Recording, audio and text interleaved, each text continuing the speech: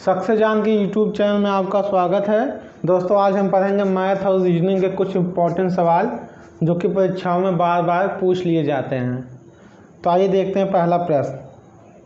यदि a अनुपाते b 2:3 है, b अनुपाते c 4:5 है और c अनुपाते d 6:7 है, तो a अनुपाते b अनुपाते c अनुपाते d क्या होगा?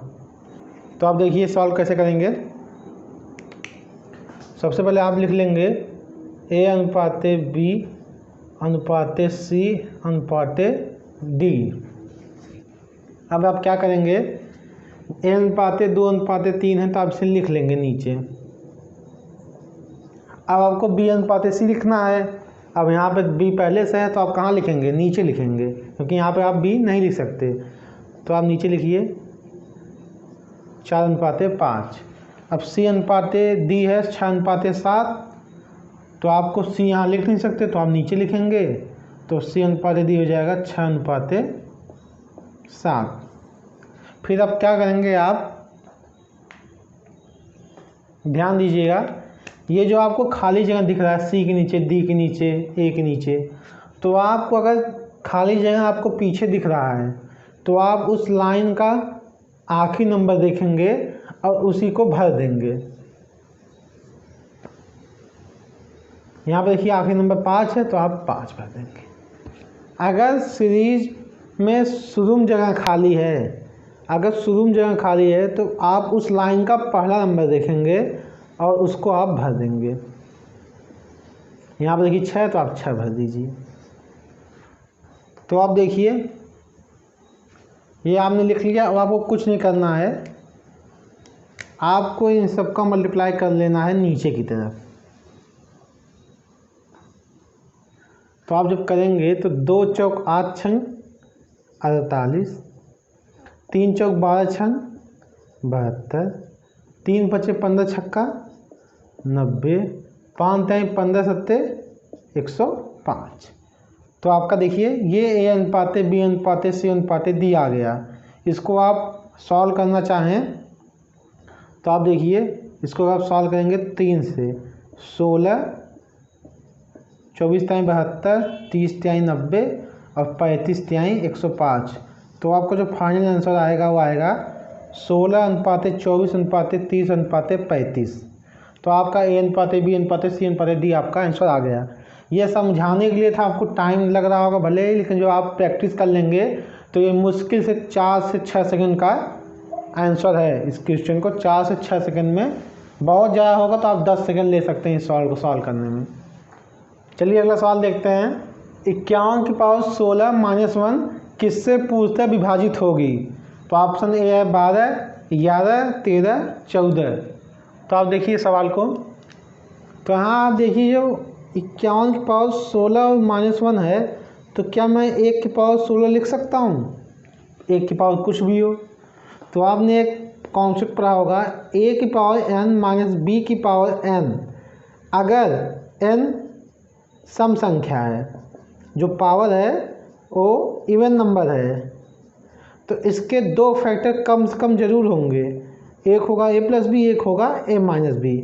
ध्यान दीजिएगा, माइनस का साइन हो और पावर सम संख्या हो, तब ये इसके 2 फैक्टर होंगे, 2 गुणनखंड होंगे, a+b a-b। यानी कि ये a-b और a+b से कम्प्लीटली डिवाइड होगा। तो यहाँ पे वही कॉन्सेप्ट यूज कर लेता हूँ। तो 51 - 1 से भी डिवाइड होगा ये, और 51 + 1 से, तो हो जाएगा 50, ये हो जाएगा 52।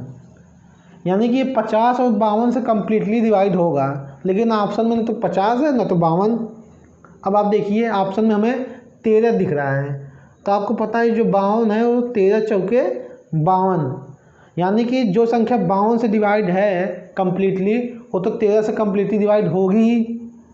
अगर किसी संख्या को 52 पूर्णतः डिवाइड कर रहा है, विभाजित कर रहा है, उसे 13 भी तो कम्प्लीटली डिवाइड करेगा, पूर्णतः विभाजित करेगा।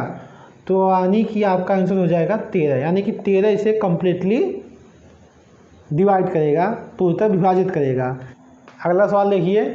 13 संख्याओं का औसत 50 है। यदि प्रारंभ की 7 संख्याओं का औसत 49 है और अंतिम 7 संख्याओं का औसत 52 है, तो 7वीं संख्या क्या होगी? तो आइए इसको ट्रिक से देख लेते हैं। तो अब जो 7वीं संख्या होगी उसको आप देखिए, प्रारंभ की 7 संख्याओं का औसत 49 है, तो आप लिखिए 49 × 60, फिर आप प्लस कर दीजिए अंतिम 7 संख्याओं का औसत 52 है, 7 × 52। आप माइनस कर दीजिए जो 13 संख्याओं का औसत 50 है, तो 13 × 50। ये आपका ट्रिक है।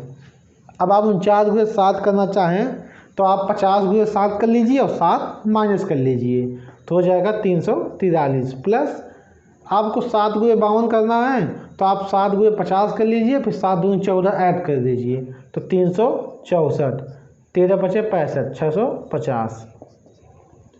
इसको देखिए 3 4 7, 6 4 10, 3 3 6 7 माइनस 650। तो यहाँ से आप देखिए 50 57, तो आपका जो 7वीं संख्या है वो है 57। अगला सवाल देखते हैं। 4 छात्रों और 1 अध्यापक की औसत आयु 15 है। यदि अध्यापक की आयु हटा दी जाए तो औसत आयु में 1 की कमी हो जाती है, तो अध्यापक की आयु बताइए। अब आप देखिए, औसत आयु में कमी होने का मतलब है अध्यापक की आयु जो थी वो औसत आयु से ज़्यादा थी, यानी कि जो अध्यापक की आयु होगी वो तो 15 से ज़्यादा होगी। तो मैंने माना अध्यापक की आयु x वर्ष है। अब आप देखिए, कह रहा है जो नया औसत आया वो आया 1 वर्ष कम। आप इस ट्रिक को ध्यान से देखिए, 1 वर्ष कम आया। अब आप देखिए, अध्यापक की आयु ज़्यादा रही होगी, तो मान लिया x थी, तो x में से आप पुराना वाला जो औसत है उसे आप माइनस कर देंगे, और अब नए कितने व्यक्ति बचे उसको लिखेंगे। तो नए व्यक्ति कितने बचे? 4। पहले 5 थे, अध्यापक चला गया, तब कितने बचे? 4। तो यहाँ से x - 15 कितना आ जाएगा? 4। तो x की वैल्यू कितनी आ जाएगी? 19। तो अध्यापक की आयु जो थी 19 वर्ष थी। ये ट्रिक आप समझिए ध्यान से। ट्रिक क्या है? पुराना औसत, मैंने एक सवाल इसका पिछले वीडियो में भी ऐसा बताया है। ये हो गई अध्यापक की आयु, ये हो गई अब व्यक्तियों की संख्या, और ये हो गई औसत में वृद्धि या कमी। अगर आप इसको बेसिक्स करना चाहें तो बेसिक्स भी हो जाएगा कि x1, x2, x3, x4 और y, ये जो x3, x4 तक हैं ये हो गया छात्र और y हो गया अध्यापक। तो दिया है इनका जो औसत है वो है 15। तो औसत का फार्मूला यही है, कुल का योग बटे कुल संख्या। तो यहाँ से x1 + x2 + x3 + x4 कितना आ गया? Plus y, 15 × 5 = 75। दूसरा केस का रहा है अध्यापक चला गया तो 1 की कमी आई औसत में, तो औसत अब हो गया 14। तो जो नया औसत आया x1 + x2 + x3 + x4 बटे 4 = 14, 1 कम हो गया। तो यहाँ से आप देखिए x1 + x2 + x3 + x4 की वैल्यू आ गई 14 × 56। तो यहाँ देखिए आप, ये कह रहा है x1 से x4 के सम का जो है वो 56 के इक्वल है, और यहाँ पे हम रिप्लेस कर सकते हैं 56 से। तो मैंने इसको 56 से रिप्लेस कर दिया, 56 + y + 75, y = 19। तो यहाँ से भी आप निकाल सकते हैं अध्यापक की आयु। आप इस क्वेश्चन को दूसरे ट्रिक्स करना चाहिए तो पहले औसत था 15, व्यक्तियों की संख्या थी 5, अब औसत है 14, व्यक्तियों की संख्या है 4। इसको सॉल्व करेंगे आपको उत्तर आएगा 19। ये डायरेक्ट ट्रिक है, आप इसको जल्दी सॉल्व कर सकते हैं। अगला सवाल देखिए, 5 दिनों में सेकंड की संख्या मिनटों की संख्या के बराबर है। मतलब ये क्वेश्चन पूछ रहा है कि 5 दिनों में सेकंड की संख्या जो होगी वो कितने दिनों में मिनटों की संख्या के बराबर होगी। तो ये क्वेश्चन की लैंग्वेज थोड़ी सी कठिन थी, लेकिन ऑप्शन देख के आप समझ सकते थे लैंग्वेज को। तो बहुत ही आसान सवाल है। तो भाई अब माना x दिनों में मिनटों की संख्या के बराबर है, x दिनों में, तो आप 5 दिन में सेकेंडों की संख्या निकाल सकते हैं। 5 गुणे 24 गुणे 60 गुणे 60, ये हो गया 5 दिन, ये हो गया घंटा, ये हो गया मिनट, ये हो गया सेकेंड। अब ये x दिनों के मिनटों की संख्या के बराबर है, तो x दिन में 24 घंटे और 60 मिनट, ये हो गया दिन, ये हो गया घंटा, ये हो गया मिनट। तो आपको बस ये इक्वेशन बनानी थी। क्वेश्चन की लैंग्वेज थोड़ी सी अजीब थी, लेकिन अगर आप लैंग्वेज समझ गए तो आप तुरंत सॉल्व कर लेंगे। तो यहाँ से 24 24 कैंसिल, 60 60 कैंसिल, तो 6 पचे 30, 300, तो x को लगे 300। मतलब 300 दिनों में मिनटों की संख्या 5 दिनों में सेकंडों की संख्या के बराबर है, तो ऑप्शन सी सही है। अगला सवाल देखिए, 64 की पावर 0.5 प्लस 36 की पावर 2.2 भागे 36 की पावर 1.2। तो आप देखिए ये सिंप्लीफिकेशन का सवाल है। तो आप देखिए यहाँ पे पहले देखिए आपको भाग का सिंबल दिख रहा है, तो आप पहले भाग कर लेंगे। तो आपको होगा 64 पावर 0.5 प्लस 36 पावर 2.2 है, उसको आप 36 पावर 1.2 से भाग कर लेंगे। अब यहाँ पे देखिए आपको एक कॉन्सेप्ट पता होना चाहिए कि a की पावर x अपान a की पावर y, यानी कि ये जो आधार है बेस, ये देखिए जो बेस है आधार, ये सेम है। तो आप इसको लिख सकते हैं, इसको लिख सकते हैं a की पावर x माइनस वाई, यानी कि ये पावर जाएगा और इसमें ऐड हो जाएगा, लेकिन ये प्लस का साइन था, यहाँ माइनस का साइन हो जाएगा। तो आप ये समझ गए होंगे, यहाँ भी बेस सेम है तो ये पावर जाके माइनस हो जाएगी। तो यहाँ से आप कर सकते हैं 64 की पावर 0.5 प्लस 36 पावर 2.2 माइनस 1.2। तो यहाँ से आपको बचेगा 64 की पावर 0.5 प्लस 36 पावर 2 में से 1.2 गया तो 1.0। अब देखिए आप जो ये 0.5 है इसको 1/2 लिख सकते हैं। हाँ, और ये जो किसी की पावर 1/2 होती है, इसका मतलब क्या होता है, √a। अगर किसी का पावर 1/2 है इसका मतलब अंडर रूट है। तो यहाँ पे देखिए अंडर रूट हो गया 64, यानी कि √64 प्लस 36। तो 64 का जो अंडर रूट होता है वो होता है 8 प्लस 36। तो यहाँ से आप कर सकते हैं 44। तो 44 आपका आंसर है। तो यहाँ से ऑप्शन ए आपका सही हो जाएगा। अगला सवाल देखिए, एक बहुभुज के सभी आंतरिक कोणों का योग 720 है, तो भुजाओं की कुल संख्या ज्ञात करिए। अब आप देखिए, अगर आपको फार्मूला मालूम है बहुभुज के सभी आंतरिक कोणों को योग का, तो आप इस सवाल को आसानी से सॉल्व कर लेंगे। अगर लेकिन आप बच्चे इस फार्मूले को ध्यान नहीं देते, भूल जाते हैं और एग्जाम में क्वेश्चन बहुत टफ हो जाता है। तो आप देखिए बहुभुज के सभी आंतरिक कोणों का योग जो होता है वो होता है n-2 इंटू पाई, जहाँ n क्या है, बहुभुज के कुल भुजाओं की संख्या, कुल भुजाओं की संख्या। और आपका पाई क्या है, पाई होता है 180 डिग्री। तो यहाँ पे देखिए n-2 पाई जो आपका दिया है वो दिया है 720। तो आप पाई ने लिख के 180 लिखिए, और 1872, तो आपका आ जाएगा 4। तो n-2 आ जाएगा 4, तो n आ जाएगी 6। तो आपके बहुभुज की कुल संख्या हो जाएगी 6। यही आपका आंसर है। सवाल आसान था, लेकिन अगर आप फार्मूला भूल गए तो आप कैसे करेंगे, इसीलिए कुछ कुछ सवाल आपको देखते रहना चाहिए। सवाल इजी होते हैं, लेकिन फार्मूला अगर आप भूल गए तो सवाल बहुत कठिन हो जाएगा। अगला सवाल देखिए, किसी धनराशि का साधारण ब्याज मूलधन का आधा है और वर्षों की संख्या प्रतिवर्ष दर की आधी है, तो आप प्रतिवर्ष दर क्या है बताइए। तो बहुत ही आसान सवाल है साधारण ब्याज का। अगर आपको फार्मूला पता हो तो साधारण ब्याज का होता है SI बराबर सिंपल इंटरेस्ट बराबर P गुणे R गुणे T बटे 100। P क्या होता है मूलधन, R क्या होता है दर, T क्या होता है टाइम मतलब समय, SI होता है ब्याज। तो आप देखिए इसमें कह रहा है किसी धनराशि का साधारण ब्याज मूलधन का आधा है। अगर मूलधन मतलब P x रुपये है तो SI x/2 है, सवाल कर रहा है। और फिर कर रहा है जो वर्षों की संख्या यानी कि जो समय है वो दर का आधा है, आधी है। तो अगर हम मान लें दर क्या है y, तो समय क्या हो जाएगा y/2। तो यहाँ से आप देखिए x/2 इक्वल टू आपको ये सब पुट कर देना है। x इक्वल टू दर क्या है y, समय क्या है y/2 और सब आपका है ही। तो आप देखिए x कैंसिल हो गया। अब देखिए 2 नीचे आ चला गया, 2 को नीचे ले लीजिए और ये दो कैंसिल हो जाएगा। तो y² कितना आ जाएगा 100, y की वैल्यू कितनी आ जाएगी 10 और y आपका क्या है दर। तो आपका जो प्रतिवर्ष दर है वो 10% है। तो यही आपका आंसर है।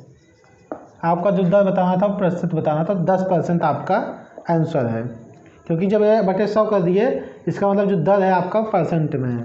अगला सवाल देखिए, एक व्यक्ति ने 36 रुपये में 9 की दर से सेब खरीदे और उन्हें 55 रुपये में 11 की दर से बेच दिए, तो उसका लाभ प्रतिशत क्या होगा।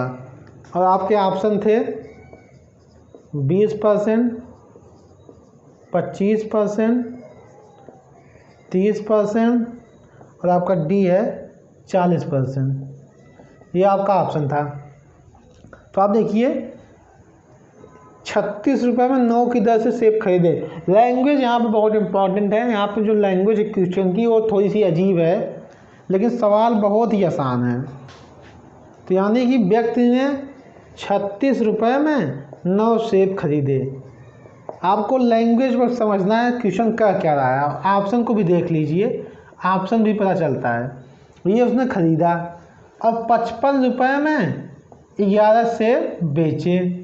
ये उसने सेल बेच दिया और ये उसने खरीदा। अब आप देखिए यानी कि उसको एक सेब की कीमत कितनी देनी पड़ेगी। तो यहाँ से आप देखिए 4 रुपये, यानी कि उसका जो CP है यानी कि जो उसकी लागत मूल्य लगी वो 4 रुपये लगी। लेकिन जब उन्होंने बेचा तो एक सेब जो बेचा कितना 5 रुपये, यानी कि उसका जो विक्रय मूल्य हो गया वो हो गया 5 रुपये। यानी कि आप देखिए वो एक सेब को 4 रुपये में ख़रीदता है और 5 रुपये में बेच देता है। सवाल हमारा यहाँ बदल गया। जो हमारा ये क्वेश्चन था इसको हमने इस फॉर्म में बदल लिया कि एक व्यक्ति ने 4 रुपये का सेब खरीद के 5 रुपये में बेच दिया, तो उसको कितना लाभ हुआ। तो क्वेश्चन बहुत आसान है। उसे लाभ कितना हुआ 1 रुपये का, और किस पे कॉस्ट प्राइस क्या थी 4 रुपये गुणे 100, यही आपका होता है लाभ परसेंट। तो आपका जो लाभ प्रतिशत आ जाएगा 25%। यही आपका आंसर है। लाभ जो प्रतिशत होता है लाभ बटे क्रय मूल्य गुणे 100। तो आप ये सवाल लैंग्वेज अजीब थी, लेकिन अगर आप क्वेश्चन समझ गए तो बहुत ही आसान सा सवाल ये भी था। अगला सवाल देखते हैं। 20 छात्रों का औसत वजन 60 केजी है। बाद में पता चला कि वजन 70 केजी के स्थान पर गलती से 80 केजी पढ़ा गया, तो सही औसत क्या है। तो आप देखिए यहाँ पे हम आपको 2 तरीका बता देंगे। आप देखिए कि सवाल लिखिए 20 छात्रों का औसत वजन 60 केजी है। बाद में पता चला कि वजन 70 केजी के स्थान पर 80 केजी पढ़ा गया। यानी कि वजन 70 केजी यानी कि 70 को 80 पढ़ा गया, यानी कि जो औसत आया है वो ज़्यादा वैल्यू लेके आया है। वैल्यू थी 70, वैल्यू थी छोटी, और आपका जो 70 था उसको आपने ले लिया 80। तो आप देखिए 70 तो छोटा है, यानी कि औसत जो आया वो बड़े वैल्यू लेके आ गए, यानी कि औसत कुछ कम होगा। क्यों? क्योंकि आपने बड़ी संख्या ली है। आप बड़ी संख्या लेंगे तो औसत भी बड़ा आएगा।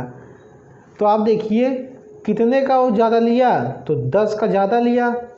तो आप एक काम करिए, तो 20 छात्रों का औसत वजन 60 केजी है, तो 20 छात्रों का योग क्या हो जाएगा 20 छात्रों के वजन का योग। तो आपके देखिए 20 छात्रों के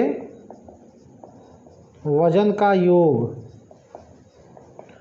छात्रों की कुल संख्या गुणे औसत वजन, तो ये हो जाएगा 1200। ये गलत है क्योंकि आपने क्या किया 70 था लेकिन आपने 80 ले लिया, यानी कि आपने 10 ज़्यादा लिया। तो आप इसमें से 10 माइनस करिए तो आपका हो जाएगा 1190। अब 1190 आपका छात्रों का सही योग आया। अब आपको इसका अगर औसत निकालना है, सही औसत क्या होता है कुल छात्रों के वजन का योग बटे कुल छात्रों की संख्या। तो संख्या तो अभी भी 20 ही है, तो आपका देखिए 2 कट गया, यहाँ से आ जाएगा 2 पचे 10, 2 9 18, 59.5 kg। तो यहाँ से आप देखिए आपका उत्तर आ जाएगा ए 59.5 kg। अब आप देखिए इसको, ये तो हो गया थोड़ा बेसिक्स और ट्रिक मिक्स। अगर आपको बेसिक्स करना है तो आपने 70 था, आपने 80 लिया, यानी कि आपने ज़्यादा लिया था तो छोटी वैल्यू यानी कि जो औसत होगा, नया औसत वो कम होगा, क्योंकि आपने छोटी संख्या के स्थान पर बड़ी संख्या ले ली थी। तो कितना कम होगा, तो आप देखिए आपने कितना ज़्यादा लिया, 10 ज़्यादा लिया। अगर ये 10 है, इसका औसत निकालें तो ये 20 से भाग हो जाएगा। ये ट्रिक देखिए ध्यान से, जो आपका ज़्यादा हुआ या कम हुआ उसकी वैल्यू बता रहा हूँ। यहाँ पे ज़्यादा हुआ है तो जो ज़्यादा हुआ बटे टोटल छात्रों की संख्या लिख लीजिए, तो यहाँ से आपका कितना आ जाएगा 0.5। तो यहाँ से जो औसत आया वो कितना आया 0.5। तो यही जो आपका 0.5 आया, ये पुराने वाले औसत में से आप माइनस कर दीजिए, तो आपका नया औसत आ जाएगा। ये आपका ज़्यादा आसान लग रहा होगा, क्योंकि इसमें आपको योग करने की जरूरत नहीं है। आपको देखना कितना ज़्यादा है, आप देखेंगे कितना ज़्यादा है, 10 ज़्यादा है, छात्रों की कुल संख्या 20, तो आप 20 से डिवाइड करेंगे तो यहाँ से आएगा 0.5। यही आपको 0.5 को क्या करना है, पुराने वाले एवरेज में से माइनस कर देना है। तो पुराना औसत था 60 kg, तो 60 में से आप 0.5 माइनस करेंगे तो आपका आएगा 59.5 kg। ये भी आप समझ गए होंगे, ये भी आसान सा है। ये दोनों चीज़ बेसिक से ही आए हैं, लेकिन आपको बेसिक्स में टाइम लगेगा, ट्रिक से नहीं। आप बेसिक भी जानते रहिए, बेसिक आप ये इसको ही बेसिक बोल सकते हैं। अगर आपको बेसिक जानना है तो आप बेसिक जानिए कि भैया x1 कामा x2 dot dot dot dot x19 लिया मैंने और मैंने x20 लिया।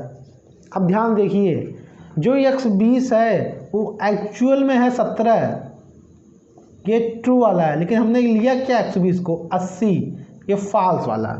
तो आप देखिए जो अगर हम x1 plus x2 dot dot dot x19 और प्लस x20 का औसत निकाले तो हम लिखेंगे बटे 20 बराबर 60। तो यहाँ से आप देखिए x1 plus dot dot dot dot x19 plus x20, ये आ जाएगा 1200। अब आप देखिए एक्चुअल में ये कितना था 70, लेकिन आपने लिया क्या 80। तो अगर हम इसको 80 लिख दें, जब हमने 80 लिया तो औसत आया 1200। अगर हम इसको 70 लेते तो औसत कितना आता, तो 70 अगर लेते तो हम इसी 80 को 70 लिख ले रहे हैं प्लस 10 लिख ले रहे हैं। तो यही जो 10 एक्स्ट्रा आया इसको उधर ले जाएंगे, तो अगर हम उधर ले जाएंगे तो 1200 माइनस 10 हो जाएगा और ये हो जाएगी 1190। अब ध्यान देखिए, ये आपका आ गया 1190। अगर मैं पूछूं इसका औसत, तो आप क्या बताएंगे, कुल छात्रों का औसत वजन का योग बटे कुल संख्या। तो इनका योग कितना आया 1190, कुल संख्या क्या है 20, तो कैंसिल हो जाएगा। यहाँ से आप क्या आ जाएगा 59.5 kg। ये आपका बेसिक था। आप ट्रिक यूज करिए, इस सवाल बहुत पूछे जाते हैं।